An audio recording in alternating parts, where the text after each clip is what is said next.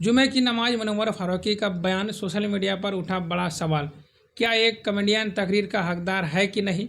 मुस्लिम समाज में जुमे की नमाज का एक अलग ही दर्जा दी जाती है। इस दिन लोग मस्जिद में इकट्ठा होते हैं, अल्लाह की इबादत करते हैं और इमाम का बयान खुतबा सुनते हैं। लेकिन इस बार चर्चा किसी इमाम, आलिम या शेख की तकरीर को लेकर नहीं, बल्कि एक स्टैंड अप कॉमेडियन को लेकर हुई। हाँ, मैं बात कर रहा हूँ मुनव्वर फारूकी की, वही शख्स जो एक कॉमेडियन है, बिग बॉस 17 की विजेता है और हाल ही में हैदराबाद की बड़ी मस्जिद मुर्शिदाबाद में जुमे की नमाज के दौरान एक बयान देते नजर आए। सोशल मीडिया पर इस पर बवाल मच गया। कुछ लोगों ने कहा क्या मुनव्वर इस काबिल है कि वो मस्जिद में तकरीर करे, कुछ ने इसे गलत बताया तो कुछ ने इसे सही ठहराया। अब सवाल यह है कि हकीकत क्या है? क्या मस्जिद में किसी कलाकार, किसी कॉमेडियन, किसी पब्लिक आइकन का बयान देना गलत है या फिर यह जमाने की ज़रूरत है? सबसे पहले समझते हैं तकरीर किसे कहते हैं। तकरीर का मतलब सिर्फ मजहबी किताबें पढ़ना, हदीसें सुनना या फतवे देना ही नहीं। तकरीर का मतलब है लोगों को नेक रास्ता दिखाना, समाज को बेहतर बनाना और इंसानियत की तरफ बुलाना।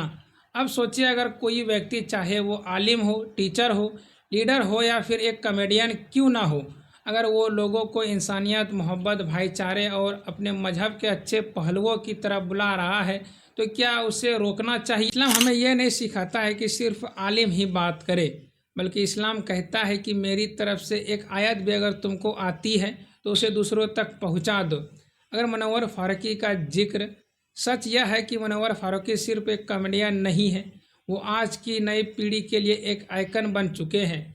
उनकी ज़िंदगी मुश्किलों से भरी रही। बचपन में गरीबी देखी, माँ का साया जल्दी उड़ जाना और फिर समाज में तिरस्कार का सामना करना।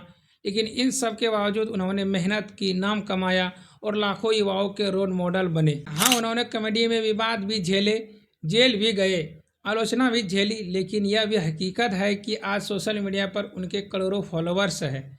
और जब ऐसे शख्स मस्जिद में बैठकर यह कहे कि हमें इंसानियत को अपनाना है, मोहब्बत फैलानी है और मजहब की इज्जत करनी है, तो क्या इसमें बुराई है? सोशल मीडिया पर दो तरह की राय है। जो मुनव्वर फारूकी के आलोचक है वो बोल रहा है कि मुनव्वर मस्जिद में बयान देने लायक नहीं, कॉमेडियन मस्जिद में तकरीर करेगा तो मजाक बनेगा, मस्जिद सिर्फ आलिमों के लिए है। और जो समर्थक करते हैं वो बोल रहे हैं कि हर मुसलमान को मजहब पर बात करने का हक है।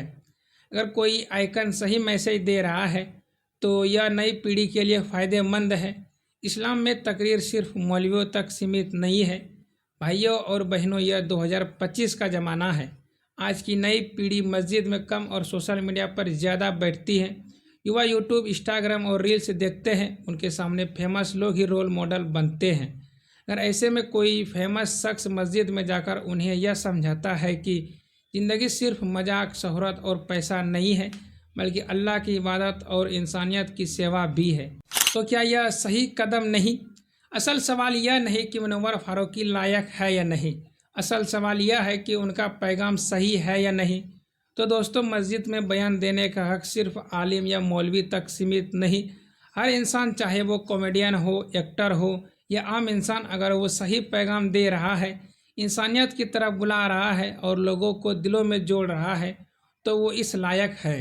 मुनव्वर फारूकी मस्जिद में बयान देते हैं या स्टेज पर, फ़र्क इतना है कि स्टेज पर वो लोगों को हंसाते हैं और मस्जिद में वो लोगों को सोचने पर मजबूर करते हैं। लेकिन अब यह हम पर है, हम हंसी देकर उनके किरदार को जज करेंगे या उनके दिल से निकले नेक पैगाम को अपनाएंगे।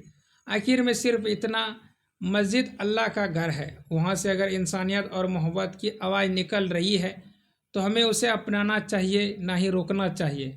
और अगर नई पीढ़ी के आइकन अपने अनुभव साझा करके युवाओं को बेहतर इंसान बनने की राह दिखा रहे हो, तो यही है मजहब और समाज की असली जीत।